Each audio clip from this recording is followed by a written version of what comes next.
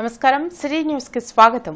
ఎన్నికల తర్వాత దాడులు చేస్తామని మాచర్ల ఎమ్మెల్యే పిన్నెల్లి రామకృష్ణారెడ్డి అనేకసార్లు మాట్లాడినా పోలీసులు ఎలాంటి చర్యలు తీసుకోలేదని టీడీపీ నేతలు లావు శ్రీకృష్ణదేవరాయలు, జూలకంటి బ్రహ్మానందరెడ్డి విమర్శించారు.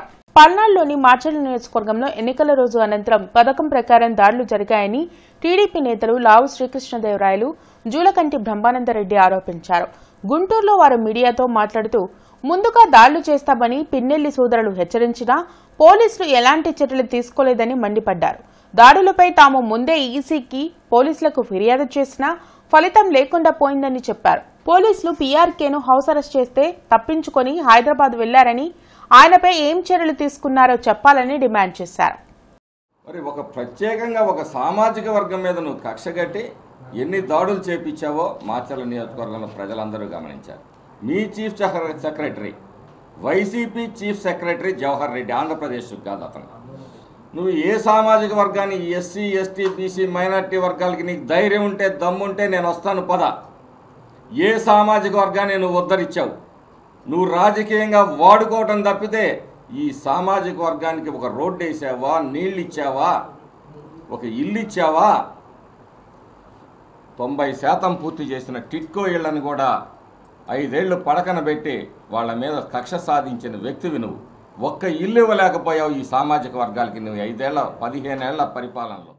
ఏ విధంగా అయినా మా వైపు నుంచి ఏ అధికారికైనా ఈ విధంగా చేయండి, ఈ విధంగా చేయండి అని ప్రలోభ పెట్టినట్టు మా వైపు నుంచి ఉంటే we are ready to face any action. మేము ఈ విధంగా వీళ్ళని ఇబ్బంది పెట్టండి, వాళ్ళు ఇబ్బంది పెట్టండి అని చెప్పి ఎక్కడైనా ఉంటే కనుక వీఆర్ రెడీ, వీఆర్ ఛాలెంజింగ్. నేను రెడీ టు గివ్ నా ఏదైతే డేటా ఉందో, ఫోన్ ఉందో, అన్ని నా డివైజెస్ అన్నీ నాయే కాదు, నా చుట్టుపక్కల ఉన్న వాళ్ళందరికీ కూడా డివైస్ ఇవ్వడానికి రెడీ. మీరు రెడీయా? మీరు ఎన్నిసార్లు మాట్లాడాలో వీళ్ళందరూ ఆఫీసర్స్తో కానీ మీరు చెప్పగలరా? మీరు రెడీగా ఉన్నారా ఛాలెంజ్ తీసుకోవడానికి? చట్టవిరుద్ధంగా వ్యవహరించే అధికారులను ఎవరూ రక్షించలేరని మాజీ ఎమ్మెల్యే బోండా ఉమామహేశ్వరరావు హెచ్చరించారు. మంగళగిరిలోని టీడీపీ కేంద్ర కార్యాలయంలో ఆయన మీడియాతో మాట్లాడారు. అధికారులపై ఒత్తిడి తెచ్చి నిబంధనలకు వ్యతిరేకంగా పనులు చేయించిన నాయకులు తప్పించుకుంటే అధికారులు మాత్రం సస్పెండ్ అవుతున్నారని చెప్పారు. రాష్ట్రంలో ఎన్నికల అనంతరం జరిగిన అల్లర్లపై సిట్ ఇచ్చిన నివేదికను డీజీపీ బయటపెట్టాలని డిమాండ్ చేశారు. రాష్ట్రంలో గత 5 సంవత్సరాల్లో అధికారులను హెచ్చరించాం. అయ్యా, మీరు జగన్మోహన్ రెడ్డి చెప్పాడనో, లేదంటే సజ్జల రామకృష్ణారెడ్డి చెప్పాడనో, లేదంటే ధనుంజయ రెడ్డి చెప్పాడనో, లేదంటే ఇంకొక రెడ్డి చెప్పాడనో, మీరు గనక చట్టవిరుద్ధంగా ప్రవర్తిస్తే మీరు సస్పెండ్ అయిపోతారు. మీరు సస్పెండ్ అయిపోతే మిమ్మల్ని కాపాడేవాళ్ళు ఉండరు. ఏరి మీ పనులు చెప్పి మీతో అడ్డగోలుగా చట్టాన్ని అతిక్రమించి పనులు చేయించినటువంటి వీళ్ళందరూ ఏమైపోయారు? మేము అనేకసార్లు చెప్పామే, చిలక్కి చెప్పినట్టు చెప్పామే ఈ అధికారులకి. పచ్చిమిర్చి ధరలు ఆకాశాన్ని అంటుతున్నాయి. 4 రోజుల్లో 100 రూపాయల నుండి 150 రూపాయలకి మిర్చి ధరలు పెరగడంతో వినియోగదారులు ఆందోళన వ్యక్తం చేస్తున్నారు. పచ్చిమిర్చి ధరలు ఒక్కసారిగా పెరిగిపోయాయి. కేజీ 20 రూపాయల నుండి 30 రూపాయలు ఉండే పచ్చిమిర్చి హఠాత్తుగా 100 రూపాయల నుండి 150 రూపాయలకు పెరిగింది. 10 కేజీల పచ్చిమిర్చి బస్తా వారం రోజుల క్రితం 300 రూపాయలు ఉండగా 4 రోజుల నుండి 10 కేజీల బస్తా 1000 రూపాయల నుండి 1500 రూపాయల వరకు ధర ఉండడంతో కొనుగోలుదారులు ఆందోళన వ్యక్తం చేస్తున్నారు. పచ్చిమిర్చి సాధారణంగా సన్నాలు, మీడియం, లావు రకాలను విక్రయిస్తూ ఉంటారు. సన్నాలు 100 రూపాయలు, మీడియం 80 రూపాయలు, లావు రకం 70 రూపాయలు ఉన్నట్లు వ్యాపారులు చెప్తున్నారు. మిర్చితో పాటు ఇతర కూరగాయలు, ఆకుకూర ధరలు కూడా అధికంగా ఉండడంతో వినియోగదారులు ఏమి చేయాలో తెలియక తలలు పట్టుకుంటున్నారు. అయితే గత వారం రోజుల నుండి వర్షాలు అధికంగా ఉండడంతో పచ్చిమిర్చి, కూరగాయలు, ఆకుకూరల ధరలు పెరిగినట్లు వ్యాపారులు చెప్తున్నారు. కారణం ఏదైనా అధిక ధరలతో సామాన్యుడకు మాత్రం ఇబ్బందులు తప్పడం లేదు. సన్నకాయలు 70 రూపాయలు, బజ్జికాయలు వచ్చి 60 రూపాయలు కేజీ. అంతకుముందు 100-120 రేట్లు తగ్గినాయి. మన వర్షాలు కాబట్టి సరుకు రాక రేట్లు అమ్మాయి. ఇప్పుడు రేట్లు తగ్గినాయి పంటలు లేకపోవడం వల్ల. మిర్చి కూడా 80 రూపాయలు, 100 రూపాయలు దాకా. ఎందుకు, ఏంటి కారణం? అంటే వానల పడి సరుకులు రాక తడిసిపోయి 2 రోజుల క్రితం 50 రూపాయలు, 40 రూపాయలు కిలో. ఈరోజు మాత్రం 80, 100, 120 రేట్లు భారీగా పెరిగినాయి. టమాటా కూడా కొద్దిగా కాస్ట్ బాగా పెరిగింది. కూరగాయల రేట్లు కూడా వర్షాలు బాగా నిమ్ముగా వచ్చేసి డ్యామేజ్ వచ్చేస్తాయి. అందుకని బాగా రేట్లు పెరిగాయి. వర్షాలు పడుతున్నాయిగా, తోటలు పోయినాయి, తక్కువ సరుకు వస్తుంది, ఎక్కువ రేటు. ఇంతకుముందు ఎలా ఉన్నాయి, ఈరోజు ఎలా ఉన్నాయి? ఈరోజు గట్ట 50, 40, కొత్తిమీర, పుదీనా 20. మిరగాయలు కూడా రేట్ ఎక్కువ. ఎందుకు, ఏంటి కారణం? నిన్న మొన్న ఎంత ఉన్నాయి, ఈరోజు ఎంత ఉన్నాయి? పచ్చిమిరకాయలు ఎంత ఉన్నాయి? కిలో వచ్చి 150 ఉన్నాయి. నిన్న 80 రూపాయలు ఉన్నాయి, 90 రూపాయలు సన్నాలు 3 రకాలు ఉంటాయి. అన్ని రేట్లు 23 రేట్లే ఉన్నాయి. కొంచెం మిరగాయలు ఒకటే రేటు పెరిగినాయి. కూరగాయలు మొత్తం 23 రేట్లు ఉన్నాయి. టమాటా 30 రూపాయలు.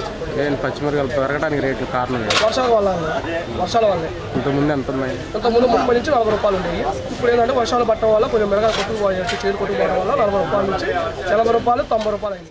మాజీ ప్రధాని రాజీవ్ గాంధీ వర్ధంతి కార్యక్రమాన్ని జిల్లా కాంగ్రెస్ పార్టీ కార్యాలయంలో ఘనంగా నిర్వహించారు.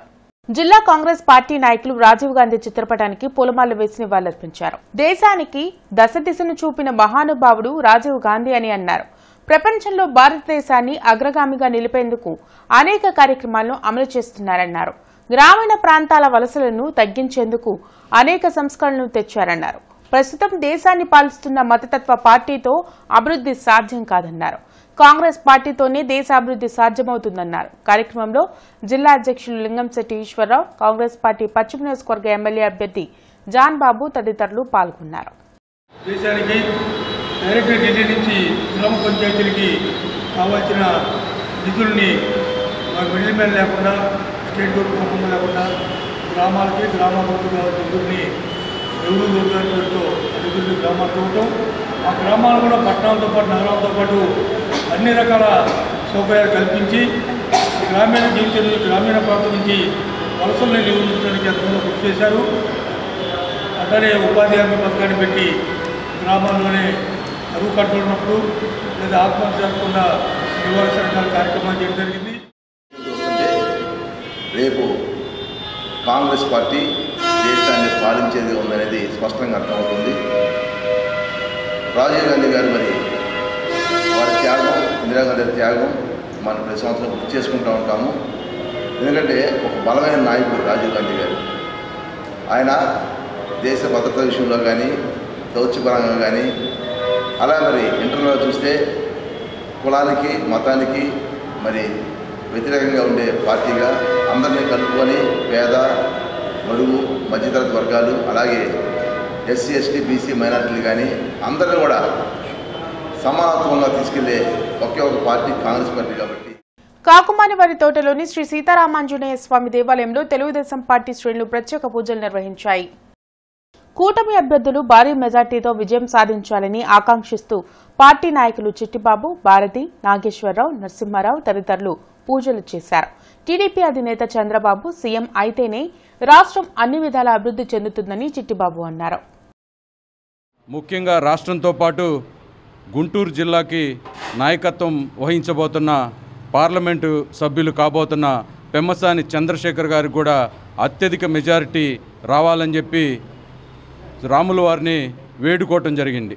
అలానే తూర్పు పశ్చిమ నియోజకవర్గాల్లోని అభ్యర్థులు, తెలుగుదేశం పార్టీ అభ్యర్థులుగా పోటీ చేసినటువంటి నసీర్ అహ్మద్ గారు, అలానే మాధవి గారికి కూడా దిగ్విజయం చేకూరాలని చెప్పి, ఆ రకంగా గుంటూరు జిల్లాలో అభివృద్ధి పదంలో నడిపించాలని చెప్పి దేవదేవుడైన శ్రీరాముల వారిని వేడుకోవటం జరిగిందని చెప్పి ఈ సందర్భంగా తెలియజేస్తున్నాం. ఎన్నికల అనంతరం రాష్ట్ర వ్యాప్తంగా జరిగిన అల్లర్లపై ఏర్పాటైన సిట్ ప్రాథమిక విచారణ పూర్తి చేసింది. ఈ మేరకు డీజీపీ హరీష్ కుమార్ గుప్తాకు సిట్ చీఫ్ వినీత్ బ్రిజ్లాల్ నివేదికను అందించారు. పల్నాడు, అనంతపురం, తిరుపతి జిల్లాల్లో 33 హింసాత్మక ఘటనలు జరిగినట్లు సిట్ బృందం తేల్చింది. మొత్తం 1370 మందిపై ఎఫ్ఐఆర్లు నమోదైనట్లు పేర్కొంది. రాష్ట్రంలో ఎన్నికల అనంతరం జరిగిన హింసాత్మక ఘటనపై ఏర్పాటైన సిట్ డీజీపీకి ప్రాథమిక నివేదికను అందించింది.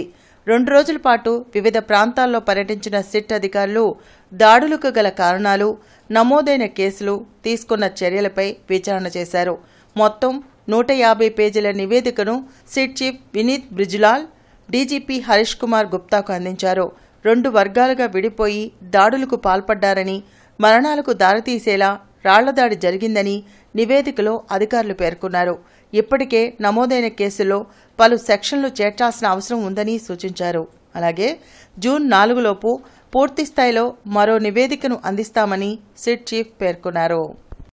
ఇవి ఇప్పటివరకున్న వార్తా వివరాలు. మరికొన్ని వార్తా విశేషాలతో మళ్ళీ కలుద్దాం. అంతవరకు సెలవు. నమస్కారం.